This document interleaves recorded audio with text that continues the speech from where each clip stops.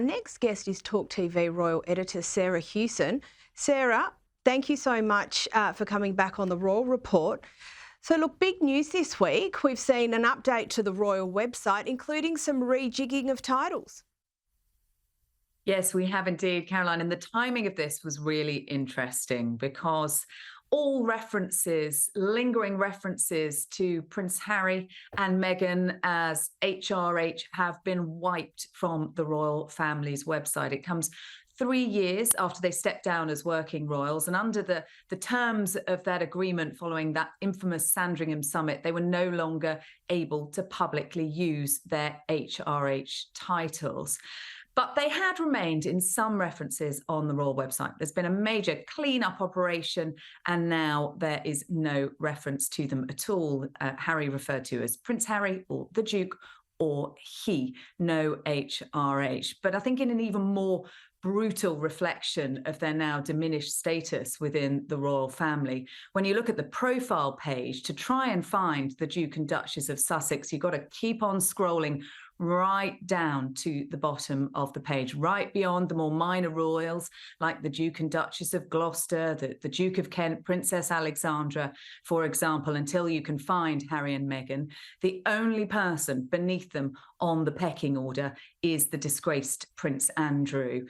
And this came as Harry went off on a mini tour, Caroline, to Asia, to Tokyo and Singapore, taking part in a charity summit and a polo match. He told audiences there that his life now was charity. And let's hope so. If we can get the focus back, and if he can put the focus back on the work that he does for Sentebale and Invictus, for example, rather than the family gripes, I think everyone would be very pleased to see that, although some commentators have described this visit as more like a lad's holiday than a royal tour by Prince Harry. So it hasn't been without its controversies, particularly for a committed environmentalist having travelled so far for a polo match and a summit.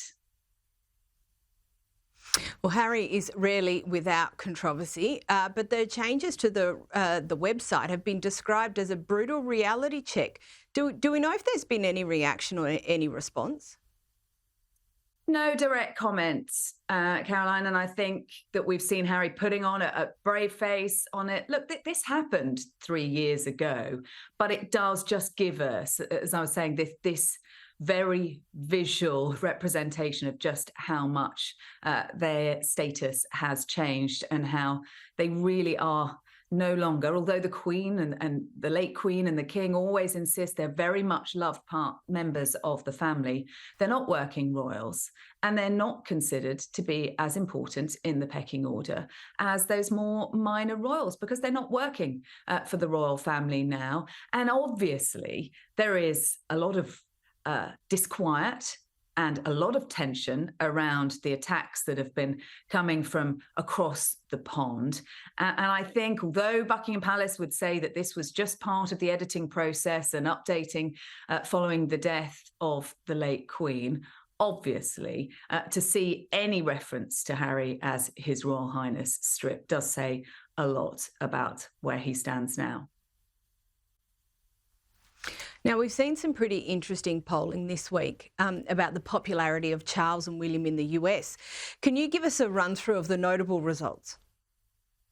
Yeah, and I think this polling might have made interesting reading for Prince Harry as well, mightn't it? Because this was a poll of just over 1,000 Americans conducted by Gallup, and they were asked for their views on 15 notable individuals who feature in the news. Top of that list, Prince William, with a favourability rating of 59%, beating the Ukrainian President Volodymyr Zelensky, Chief Justice Roberts, for example, Jill Biden, the First Lady, and in fourth place, King Charles, and both of them coming ahead of President Biden and the former President Donald Trump.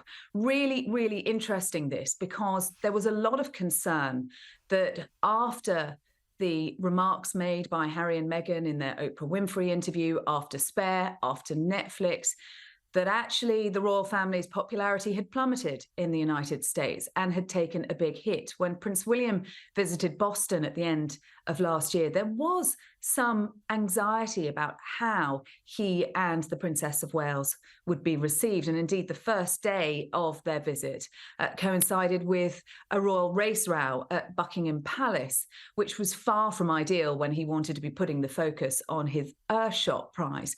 But I think this will give them a real boost to see how they are viewed in the United States.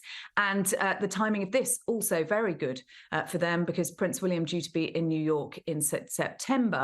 So he will go knowing that he does have the backing of the American people. And do you think that this sort of poll, do you think it's a reflection of the standing or the changing cultural perception of the royal family since the passing of the Queen? But I think the Prince and Princess of Wales often top the popularity polls. And I think what you're looking at here is this is more about personality and persona rather than position, that you see the Prince of Wales ahead of his father, the King. You see him way ahead, of course, of the president. So this is taking it away from politics. They have nothing to do with the Democrats or the Republicans. And so you see both of these featuring very highly in those polls. And as I said, I think it will be very interesting for the Sussexes, who've seen their own favourability ratings in the United States really suffering since those repeated attacks on the royal family.